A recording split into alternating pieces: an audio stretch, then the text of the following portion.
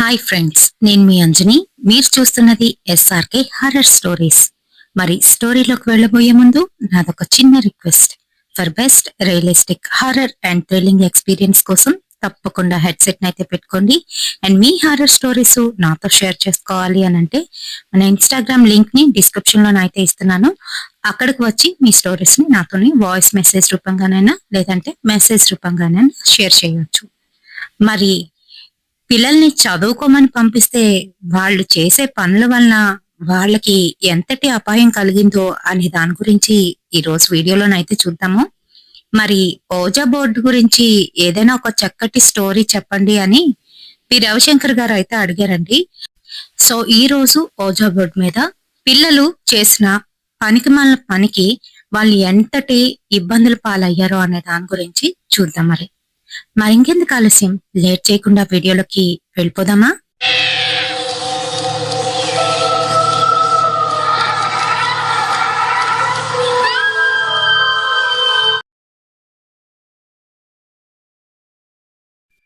స్వప్న, శ్రీజ, ఉమేష్, ధీరజ్ వీళ్ళ నలుగురును ఎంబీబీఎస్ అయితే చేస్తున్నారు.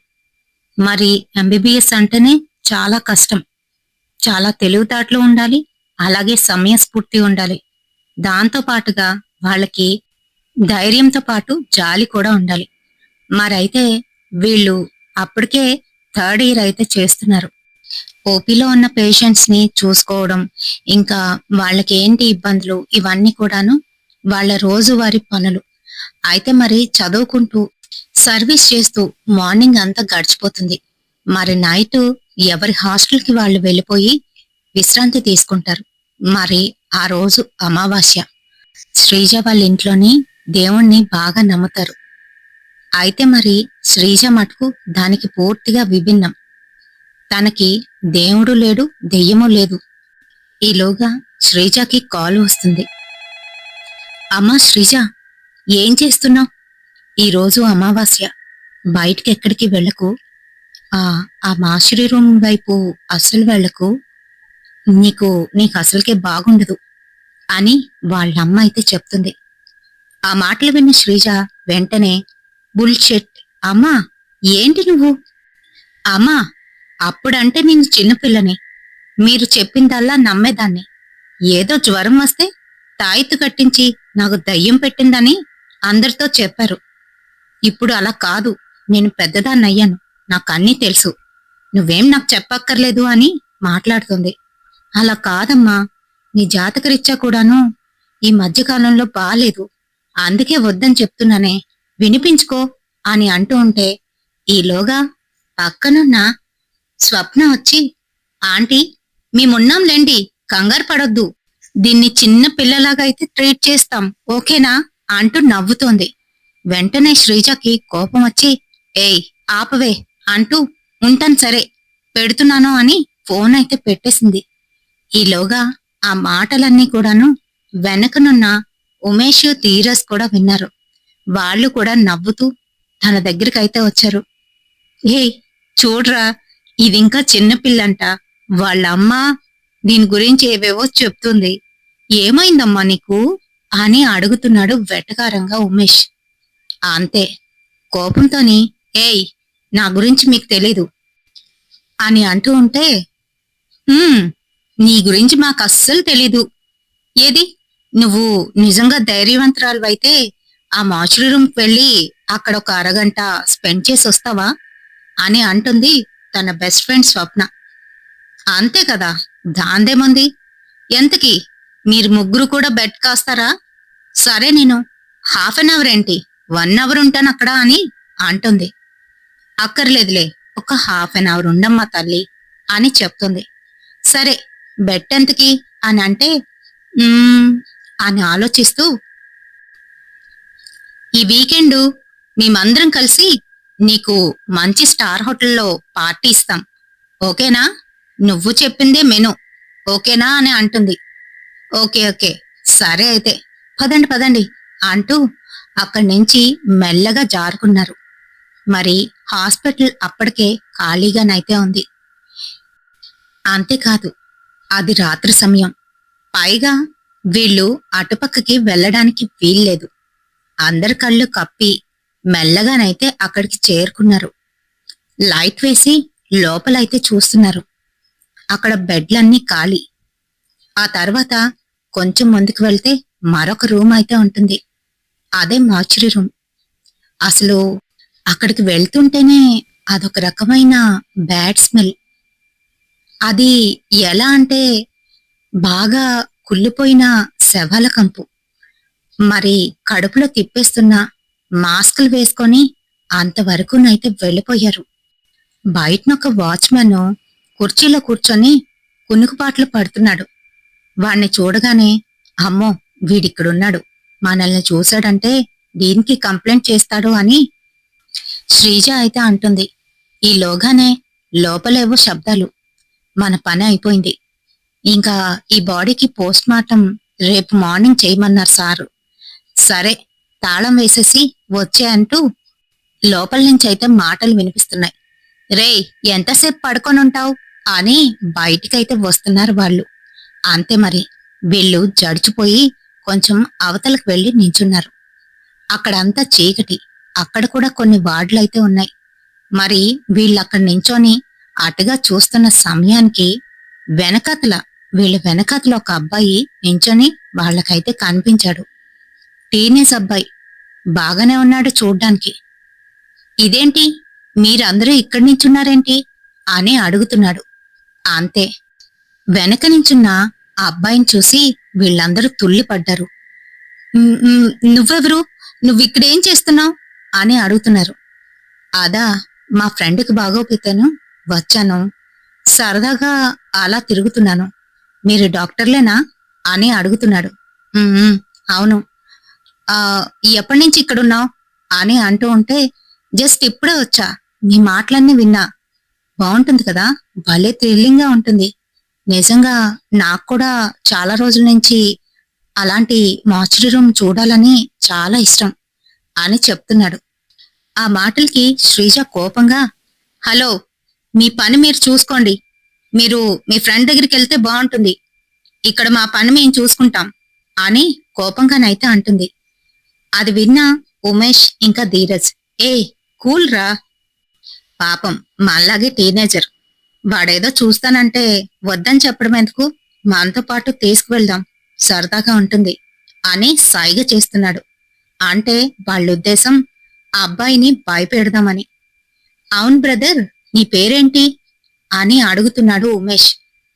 ఆ నా పేరు కార్తిక్. నేను ఎంబీఏ చేస్తున్నాను బ్రో. నాకు ఇలాంటివంటే చాలా ఇష్టం. మా ఫ్రెండ్ చిన్న యాక్సిడెంట్లోని అంటూ ఆగిపోయాడు. సరే సరే, పద పద వెళ్దామని వీళ్ళు అక్కడే నక్కి వాళ్ళు వెళ్ళిపోయినంత వరకు అక్కడే ఉన్నారు. మరి తాళం వేసేసి అక్కడ కూర్చొని ఉన్న వాచ్మ్యాన్కి ఇచ్చేసి వాళ్ళిద్దరూనైతే వెళ్ళిపోయారు. ఇంకా వార్డ్ బాయ్స్ వెళ్ళిపోయిన వెంటనే మెల్లగా ఆ వాచ్మ్యాన్ దగ్గరకైతే వెళ్లారు. ఉమేష్ తనతో మాట్లాడుతూ, తర్వాత ఉమేష్ తన భుజం మీద చేయి వేసి, బ్రదరు ఇలా రా అంటూ పక్కకి తీసుకువెళ్ళి, ఆ నీకు తాగుడు అలవాటు ఉండే ఉంటుంది కదా అని అంటున్నాడు.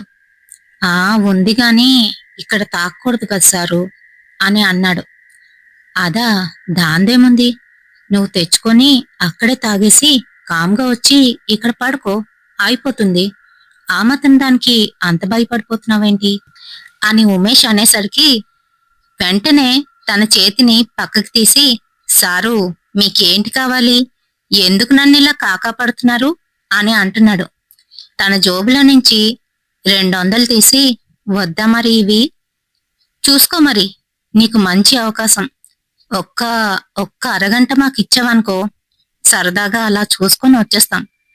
మేం కూడా చదువుతున్నాం కదా, కొత్త విషయాలు నేర్చుకోవాలి కదా, ఎంతకాలం ఇలానే ఉంటాం, సార్లా చెప్పరు, ఆ సంగతి నీకు కూడా తెలుసు కదా, సరేనా అని అంటున్నాడు. అమ్మో, ఈ సంగతి డీన్ సార్కి తెలిసిందంటే నా ఉద్యోగం ఊడుతుంది సారు అని అన్నాడు.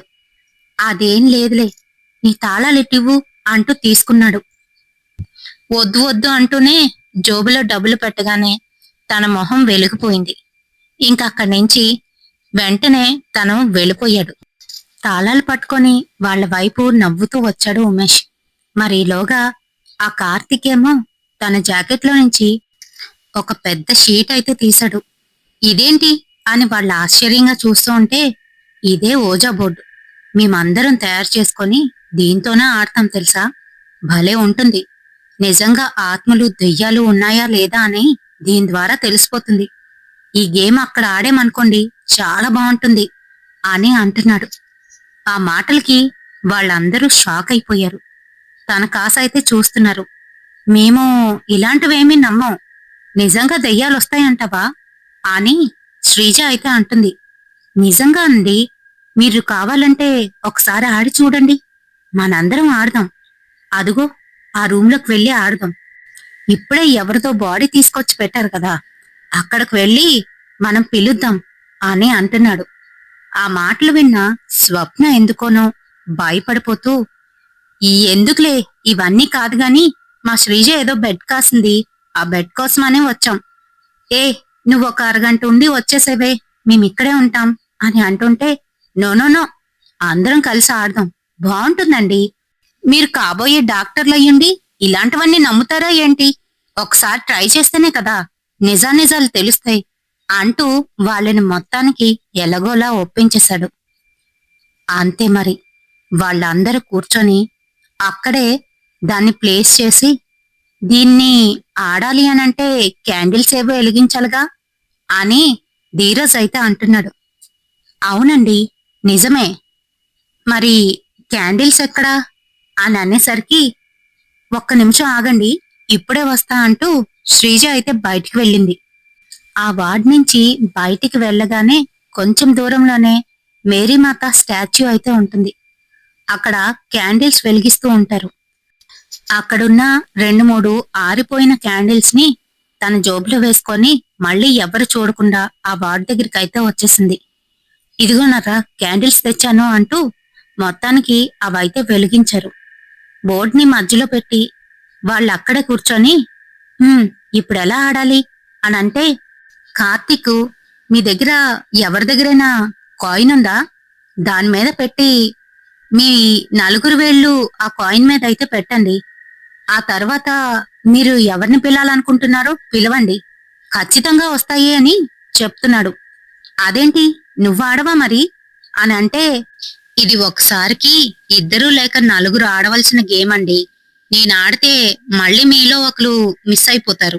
అయినా మీరు ఆడండి, నేను కూర్చొని మీకు గేమ్ చెప్తాను అని అంటున్నాడు. సరేనని వాళ్ళు క్యాండిల్స్ అయితే వెలిగించేశారు. మరి అక్కడే కూర్చొని గేమ్ అయితే స్టార్ట్ చేశారు.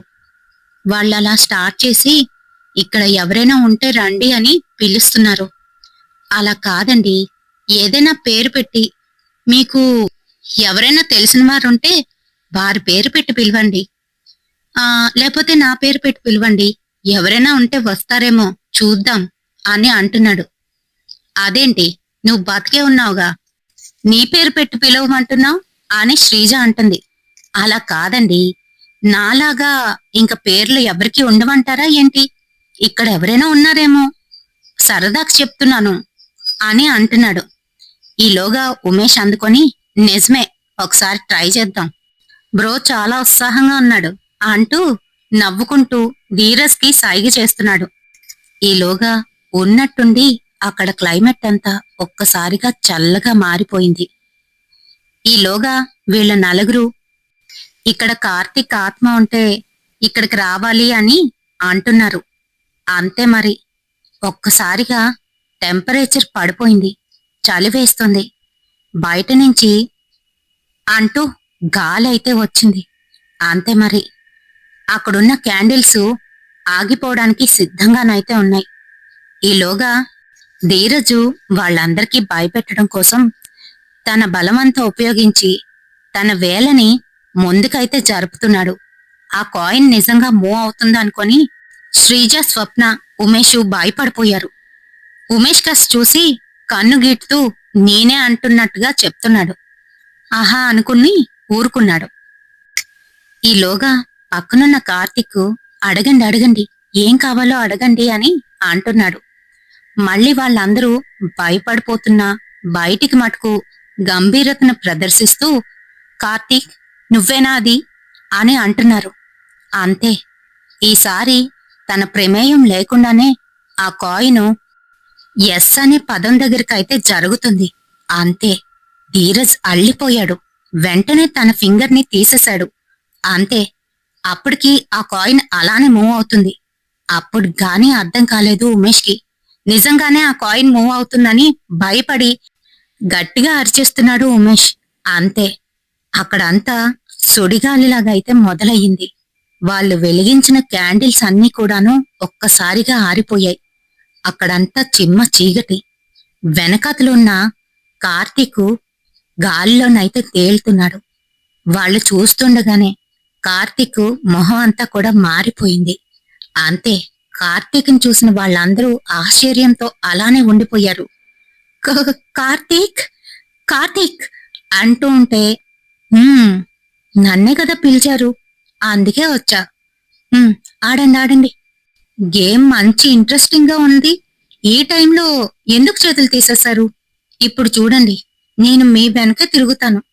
నా గురించి తెలుసుకోకుండా ఎందుకు ఇలా చేశారు అని అంటున్నాడు.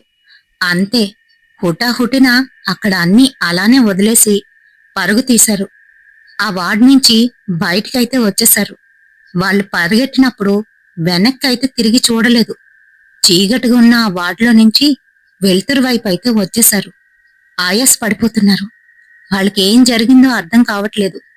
వాళ్ళ కళ్ళని వాళ్లే నమ్మలేని అటువంటి సిచ్యువేషన్ అయితే వాళ్ళు ఫేస్ చేశారు. ఇంక భయంతోనే వణికిపోతుంది శ్రీజ. నాకెందుకనో భయంగా ఉందే అని చెప్తుంది. స్వప్న, శ్రీజ, మాకు చాలా భయంగా ఉంది అంటూ భయపడిపోతున్నారు. ఇంకక్కడ అందరూ వాళ్ళకి కనిపిస్తున్నారు. దానివల్ల కొంచెంగానూ ధైర్యం తెచ్చుకొని, సరే సరే మరి మన షిఫ్ట్లుగా అయిపోయాయి కాబట్టి మనం హాస్టల్కి వెళ్ళిపోదామని అనుకుంటున్నారు. సరే మరి ఉమేష్, ధీరజ్ ఇద్దరు కూడాను ఒక రూమ్ తీసుకొని అక్కడైతే ఉంటున్నారు. స్వప్న, శ్రీజ ఇద్దరు హాస్టల్ రూమ్ లోనైతే ఉంటున్నారు. వాళ్ళ హాస్టల్ అక్కడి నుంచి కొంచెం దూరంలోనైతే ఉంటుంది. స్వప్న తన బండి తీసింది. ఇద్దరూ కలిసి సరే రేపు కలుద్దాం అంటూ వాళ్ళక్కడి నుంచి అయితే వెళ్ళిపోయారు. ఇంకా వీళ్ళిద్దరూ కూడాను వాళ్ళుంటున్న ఆ రూమ్ కైతే బయలుదేరారు. వాళ్ళలా రోడ్ మీద వెళ్తున్నారు గాని వాళ్ళకి ఆ కార్తిక్ మొహమే కళ్ళల్లోనైతే మెదులుతోంది. భయపడిపోతున్నారు. మనం అసలు అటుపక్కకి వెళ్లకుండా ఉండాల్సింది. అయినా వాడు మనిషిలాగే ఉన్నాడు కదే అని అంటుంది. అదే కదా, ఇన్ని సంవత్సరాలు ఎప్పుడు నేను అలా చూడలేదే అని చెప్తుంది స్వప్న. సరే సరే, ముందు వాడి గురించి ఆలోచన ఆపితే బాగుంటుంది. వాడే అలా కళ్ళల్లో మెదులుతున్నాడు అని అనుకుంటున్నారు. మొత్తానికి వాళ్ళ హాస్టల్ అయితే వచ్చేసింది. బండి పార్క్ చేసి ఇద్దరు గబగబా రూమ్ వైపు అయితే వెళ్ళిపోయారు. వాళ్ళ రూమ్ లోనే వీళ్లతో పాటు మరొక అమ్మాయి అయితే ఉంటుంది, లావణ్య. ఏంటి ఇంత లేట్ చేశారు? ఎక్కడికి వెళ్లారు? అంత కంగారు పడిపోతున్నారు అని అడుగుతుంది. అదేం లేదే, ఆ వార్డ్ నెంబర్ 10 లేదు, అక్కడ పేషెంట్ కి ఎమర్జెన్సీ అయితే అక్కడే ఉండిపోయాం అని అబద్ధం అయితే చెప్పేశారు. మరి వాళ్ళు కంగారు పడిపోతున్నారు. ఏంటి అంత కంగారు పడుతున్నారు అనేలోగా కిటికీలో నుంచి చల్లటి గాలి, కిటికీ దానంతట అదే ఓపెన్ అయిపోయింది. వర్షం పడుతుందేమో అంటూ లావణ్య కిటికీ దగ్గరికి వెళ్లి తలుపులు అయితే వేసేసింది. ఇక వాళ్ళిద్దరికి ఎందుకనో దడ పుట్టుకొస్తుంది. ఈలోగా లావణ్య తన జోబ్ కోట్లో నుంచి ఒకటైతే తీసింది. వాళ్ళిద్దరి ముందు పరుస్తుంది. అది చూడ్డానికి వాళ్ళు అక్కడ ఆడిన ఆ ఓజా బోర్డు మాదిరిగానే కనిపించింది. వాళ్ళిద్దరూ సడన్ గా లావణ్య కాసి అయితే చూశారు. లావణ్య కోపంగా వాళ్ళ కాసి చూస్తూ, ఈ గేమ్ ని ఫినిష్ చెయ్యండి, మీరిక్కడికి వచ్చి తప్పు చేశారు అని అంటుంది. అంతే, తన బేస్ వాయిస్ లోని అలా వినేసరికి వాళ్ళిద్దరికీ వెన్నులో నుంచి వణుకు పుట్టుకొచ్చింది. ఈలోగా మళ్ళీ ఆ కిటికీలు 2 తెరుచుకున్నాయి. అందులో నుంచి కార్తీక్ ఎగురుకుంటూ వచ్చి వాళ్ళిద్దరితోని కోపంగా అంటున్నాడు. అసలు మీరెందుకు ఇలా చేశారు? నన్ను పిలిచినట్టుగా పిలిచి నా గురించి అడగకుండానే ఎందుకు అక్కడి నుంచి వచ్చేశారు? మళ్ళీ ఆ గేమ్ని స్టార్ట్ చేయండి. అలా చేయలేదో ఈ రాత్రి మీ నలుగురిలో ఎవరో ఒకరిని నాతో పాటు పట్టుకు వెళ్ళిపోతా అంటూ అతి భయంకరంగా నవ్వుతున్నాడు. అంతే, ఇద్దరూనూ అక్కడి నుంచి లేచి బయటికి పరిగెడుతూ ఉంటే వెనకాతల నుంచి లావణ్య వాళ్ళిద్దరి చేతులనేనైతే పట్టుకుంది. తన చేతిని వదిలించుకొని తలుపులు తీసుకొని గట్టిగా అరుచుకుంటూ బయటికైతే వచ్చారు. వాళ్ళిద్దరి ధైర్యం ఏంటి అనంటే బయటికి వస్తే ఎవరైనా హెల్ప్ చేస్తారని. కాని ఆశ్చర్యం, ఆ రోజు హాస్టల్లోని ఎవ్వరూ కూడా బయటనైతే లేరు. పైగా చిమ్మ చీకటిగా కరెంటు పోతే ఎలా ఉంటుందో అలా అయితే ఉంది. వాళ్ళొక కొత్త ప్రపంచంలో ఉన్నట్టుగానైతే అనిపిస్తుంది వాళ్ళిద్దరికీ ఇప్పుడు. భయంతోని గట్టిగా అరుచుకుంటూ డాబా పైకైతే పరిగెడుతున్నారు. వాళ్ళలా పరిగెడుతుంటే వెనకాతల నుంచి, ఏ ఆగండి, ఆగండి, నేను కూడా వస్తాను, నాకు భయం వేస్తుంది అంటూ లావణ్య వెనకాతల నుంచి అయితే అంటుంది. అయ్యో పాపమే అది అంటూ వెనక్కి తిరిగేసరికి అక్కడ లావణ్య కాదు, మళ్ళీ ఆ కార్తీకే వీళ్ళ వెనక అయితే వస్తున్నాడు ఎగురుకుంటూ. భయంతోనింకా మళ్ళీ పైకైతే పరిగెట్టేస్తున్నారు. అది మరి రాత్రి సమయంలో కొంతమంది స్టూడెంట్స్ పైకి వెళ్లి ఫోన్ మాట్లాడుకోవడం బాగా అలవాటు. అలానే పైన ఎవరైనా ఉంటారులే అనే ధైర్యంతోనైతే వెళ్తున్నారు. మరి వాళ్ళు అలా పైకి వెళ్లేసరికి అక్కడ ఎవ్వరూ లేరు. ఆ టెర్రస్ మీదే మరొక స్టెప్స్ ఉండి ఆ పైకి వెళ్తే అక్కడ ఒక ట్యాంక్ అయితే కనబడుతుంది. ఆ ట్యాంక్ దగ్గరికి వెళ్లి అక్కడ దాగుందామని వాళ్ళిద్దరూ మెల్లగానైతే వెళ్తున్నారు. మరి వాళ్ళు అలా వెళ్లి చూసేసరికి ట్యాంక్ మీద కార్తీక్ కూర్చొని వాళ్ళ కాసే చూస్తున్నాడు. రండి రండి, తొందరగా ఆ ఆటను ముగించండి, లేదా అనంటే మీలో ఎవరో ఒకరు నాతో వచ్చేయండి అని నవ్వుతున్నాడు. అంతే, భయపడిపోయి అక్కడి నుంచి పరుగందుకున్నారు. మరోవైపు ఉమేష్ ధీరజ్ వాళ్ళది కూడా అదే పరిస్థితి. మరి ఈలోగా ధీరజ్ దగ్గరికి ఉమేష్ వచ్చి, రే ఇక్కడుంటే లాభం లేదు, మనం మనం హాస్పిటల్కి వెళ్ళిపోదామని అంటున్నాడు. నీకేమైనా పిచ్చా? అక్కడి నుంచే కదా వీడొచ్చాడు, మళ్ళీ అక్కడికి వెళ్దామంటావేంటి? మనం ఏదైనా ఒక గుడికి వెళ్దామో అని అంటున్నాడు. ఆ మాటలకి, లేదురా మనం హాస్పిటల్కి వెళ్దాం పద అంటూ మళ్ళీ వెనక్కి హాస్పిటల్కి అయితే తీసుకొచ్చాడు అతి బలవంతంగా. మరి తన చెయ్యి పట్టుకొని హాస్పిటల్లోని ఏదో చూపించాలి అన్నట్టుగా తీసుకువెళ్ళిపోతున్నాడు ఉమేష్. మళ్ళీ అదే వార్డ్ దగ్గరికి అయితే తీసుకువెళ్తున్నాడు. ఏ నీకేమైనా పిచ్చా, వదలరా నా చెయ్యి అని అంటూ ఉంటే ధీరజ్ కాసి ఒక్కసారిగా తిరిగి చూశాడు. అంతే, ఉమేష్ మొహంలో ఇప్పుడు కార్తీక్ అయితే కనిపిస్తున్నాడు. అన్నా ఆగన్నా, ఎక్కడికి వెళ్ళిపోతావన్నా, నీకొకటి చూపించాలి అంటూ ఆ మార్చురీ రూమ్ దగ్గరికి అయితే తీసుకువెళ్తున్నాడు. అక్కడ వాచ్మెన్ పూర్తిగా తాగేసి స్పృహ లేకుండా అక్కడే కిందన పడున్నాడు. ఈలోగా లోపలికి తీసుకువెళ్లి, ఇదిగో ఇందాకలా వార్డ్ బాయ్స్ వచ్చి ఇక్కడ ఒక శవాన్ని పెట్టారు కదా, ఇదిగో ఇదే, ఇది తెరిచి చూపిస్తాను చూడు అంటూ తెరిచేసరికి అందులోని కార్తీక్ డెడ్ బాడీ అయితే కనిపించింది. అంతే, ఉమేష్ షాక్ అయి అలానే ఉండిపోయాడు. ఏంట్రా ఇది అని భయపడిపోతూ కింద కుప్పకూలిపోయాడు.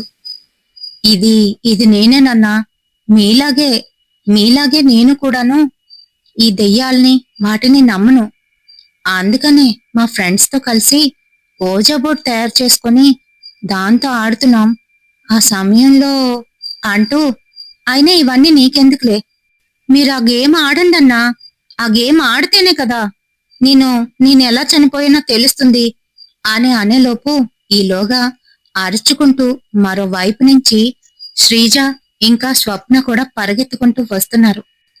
కార్తీక్ ఆత్మ వాళ్ళిద్దరినీ కూడాను అక్కడికి వచ్చేటట్టు ప్రేరేపిస్తూ వాళ్ళ వెంట అయితే పడింది. ఇంక వాళ్ళు భయంతోని అక్కడికి వచ్చేసరికి అక్కడే ఉమేష్ ధీరజ్ కూడా ఉన్నారు. కార్తీక్ అంటూ పక్కనున్న ఆ డెడ్ బాడీని అయితే చూపించారు. అంతే, అక్కడే స్పృహ తప్పి పడిపోయింది శ్రీజ. మరి ఏం జరిగిందో తెలీదు. తన కళ్ళిప్పేసరికి వాళ్ళ ఊర్లోనైతే ఉంది. వాళ్ళ అమ్మ నాన్న తనకి ఏమైందా అని బెంగతోనైతే ఉన్నారు. అమ్మా, నాన్న, నేను ఇక్కడికెలా వచ్చాను? నేను హాస్పిటల్లో ఉండాలిగా అని అంటూ ఉంటే, శ్రీజ, శ్రీజ, అమ్మా, స్పృహలోకి వచ్చావా అని అడుగుతుంది వాళ్ళమ్మ. ఆ, నా ఫ్రెండ్స్ ఏరి, నేను ఇక్కడికెలా వచ్చానమ్మా అని అంటూ ఉంటే వాళ్ళమ్మ ఏడుస్తూ, ఇప్పుడు అవన్నీ ఎందుకులే శ్రీజ, నువ్వు నువ్వు బానే ఉన్నావా అని అంటూ ఉంటే మళ్ళీ శ్రీజ వేరొక విధంగానైతే మాట్లాడుతుంది. అది ఎలా అంటే ఒక మగ గొంతుతోని. ఇంక అంతే, వాళ్ళకి భయం వేసేసింది.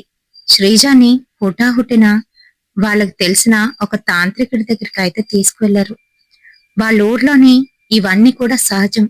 అంతేకాదు, శ్రీజ నక్షత్రం బట్టి దెయ్యాలు, ఆత్మలు తనకి గాలి పట్టినప్పుడల్లా కూడాను తనకేం జరుగుతుందో తనకైతే గుర్తుండదు. అందుకే మరి తనైతే నమ్మదు. మరి ఈసారి కూడా అలానే జరిగింది. అంతేకాదు, మీ శ్రీజ ఒంట్లోని ఒక మగ ఆత్మ ఉంది. అది తన ఫ్రెండ్స్ ని ఎలా తీసుకువెళ్ళిపోయిందో ఇప్పుడు మీ అమ్మాయిని కూడా అలానే తీసుకువెళ్ళిపోవడానికి చూస్తుంది అని అతనైతే చెప్పాడు. అంతే మరి. అతను అలా మాట్లాడుతూ ఉంటే శ్రీజ మగ గొంతుకుతోని గట్టిగానైతే అరుస్తుంది. ఇవన్నీ గమనిస్తున్న ఆయన శ్రీజ పైన గంగాజలం అయితే చిలకరించారు. అంతేకాదు, ఏవో మంత్రాల్ని ఉచ్చరించడం మొదలు పెట్టేసరికి ఇంకా ఊగిపోతుంది. పిచ్చెక్కినట్టుగాను మాట్లాడుతుంది. అది చూస్తున్న ఆయన, నువ్వెవరు, ఎందుకిలా ఈ అమ్మాయిని హింసిస్తున్నావా అంటూ మాట్లాడడం మొదలు పెట్టాడు. నేను చెప్పనంటే చెప్పను అంటూ అలానే గట్టిగాను అరుస్తూ పిచ్చి పిచ్చిగా ప్రవర్తిస్తుంది. అంతే, తన తల మధ్యలోని ఒక పాయను తీసి గట్టిగా చుట్టి ఏవో మంత్రాలు చదివేసరికి చెబుతాను చెప్తాను అంటూ తనైతే ఇలా చెప్పడం మొదలుపెట్టాడు. నా పేరు కార్తిక్. నాకు ఈ శ్రీజలానే దెయ్యాల మీద, దేవుళ్ళ మీద నమ్మకం ఉండేది కాదు. నేను ఉదయ్ ఆ గేమ్ నైతే ఆడాం. ఉదయ్ తన గర్ల్ ఫ్రెండ్ చనిపోయింది, తన వల్లే చనిపోయిందని బాధపడుతూ ఉండేవాడు. అందుకనే ఒకసారి తనతో మాట్లాడాలి అని ఆ గేమ్ ద్వారా తనతో మాట్లాడదామని ఇంట్లోనే మేము ఆ గేమ్ ని ఆడాం. ఆ సమయంలో ఉదయ్ గర్ల్ ఫ్రెండ్ కాకుండా మరొక డీమోన్ ఏదో వచ్చేసింది. అది మాకు తెలీదు. దాంతోని మాట్లాడినప్పుడు అది తన గర్ల్ ఫ్రెండ్ లాగే మాట్లాడింది. మేం కూడా అది నిజమనే అనుకున్నాం. కానీ తర్వాతే తెలిసింది అది వెళ్ళిపోతున్నాను అని చెప్పినా వెళ్లకుండా ఇక్కడే ఇక్కడే ఉండి మా ఉదయ్ గాడు తనకి తానే సూసైడ్ చేసుకునేటట్టు చేసింది. ఆ తర్వాత నాకు ప్రతి క్షణం నరకం చూపించి నేనే వెళ్ళి లారీ కింద పడిపోయేటట్టయితే చేసింది. ఆ తర్వాతే పూర్తిగాను నేను దాని ఆధీనంలోకి అయితే వెళ్ళిపోయాను. నన్ను ఉపయోగించి వీళ్ళందరినీ చంపుతూ వాళ్ళ ఆత్మల్ని ఖైదు చేసేస్తున్నాడు అని చెబుతున్నాడు. అదంతా విన్న ఆ తాంత్రికుడు చేయవలసిన తంతులన్నీ కూడా చేసేసి తన ఆత్మకి ముక్తిని కలిగించాడు. అనాథ శవంలా ఆ మార్చురీలో పడి ఉన్న తన డెడ్ బాడీకి వాళ్ళ తాలూకు వాళ్ళకి తను అలా చనిపోయాడని చెప్పి అంత్యక్రియలైతే దగ్గరుండి చేయించారు. అంతేకాదు, ఏవో కొన్ని ప్రక్రియలైతే చేశారు. అప్పటితో కార్తిక్ ఆత్మకి విముక్తి అయితే కలిగింది. అయితే శ్రీజ ఫ్రెండ్స్ ముగ్గురు చనిపోయారు గాని శ్రీజ ఎలా బతికింది అని అంటే, తనకి చిన్నప్పటి నుంచి ఇలాంటివి ఎన్నోసార్లు జరిగాయి. అందుకనే వాళ్ళ అమ్మ తనకి ఏమీ కాకూడదని అప్పుడే చిన్నతనంలోనే ఒక తాయెత్తుని తనకి ఒక లాకెట్ లాగా చేసి మెడలోనైతే వేసి ఉంచింది. దానివల్ల శ్రీజని ఏమీ చేయలేక దూరం నుంచి శ్రీజకి కనిపిస్తూ భయపెడుతూ తను మెంటల్ గా వీక్ అయ్యేటట్టయితే చేశాడు. శ్రీజ చిన్నప్పటి నుంచి బాగా అల్పంగానైతే ఉండేది. తను ఫుడ్ కూడా సరిగ్గా తీసుకోకపోవడం వల్ల, స్ట్రెస్ వల్ల కూడా పూర్తిగా తను అలా మైకంలోకి అయితే వెళ్ళిపోయింది.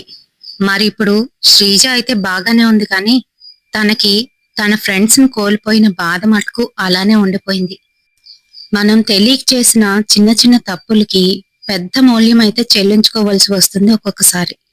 మరి అలానే ఇలాంటివి కూడాను. అయితే మరి ఎవరైతే ఓజా బోర్డ్ ఆడాలి అనుకుంటారో అటువంటి వాళ్ళకి నేను ఖచ్చితంగా చెప్తున్నాను. అదేమీ నార్మల్‌గా ఆడే గేమ్ అయితే కాదు. కొంతమందికి అనిపించొచ్చు ఇదేం కాదు, ఇదంతా ట్రాషు, ఏమి రాదు, మేము చాలా సార్లు ఆడామని.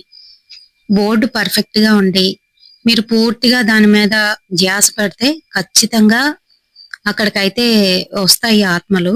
అయితే కోరుండి మనము కొరువుతో తలగొక్కోవడం కరెక్ట్ గాదు కదా! సరే. ఇంకా మీకీ స్టోరీ ఎలా అనిపించిందనేది కామెంట్ సెక్షన్‌లోనైతే కామెంట్ చేయండి. లాస్ట్ వీడియోకి మనకు వచ్చిన కామెంట్స్ ఎవరెవరి దగ్గర నుంచి వచ్చాయనేది చూసేద్దామా మరి?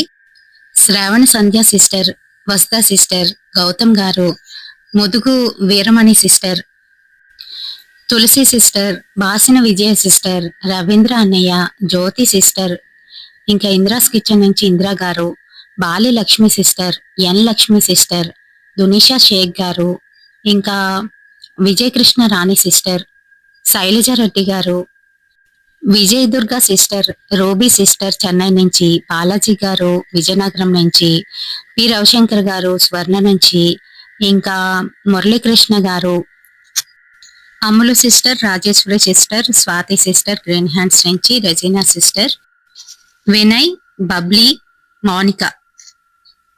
ఇంకా ఎవరినైనా మిస్ చేసినట్లుంటే ఖచ్చితంగా నాకు కామెంట్ సెక్షన్ లోనైతే కామెంట్ చేయండి. నెక్స్ట్ వీడియోలో వాళ్ళ పేరుని కూడా తప్పకుండా తీస్తాను. రేపటి సరికొత్త హర్రర్ ఇన్సిడెంట్ తోని మళ్ళీ మీ ముందుకైతే వచ్చేస్తాను. Until then bye.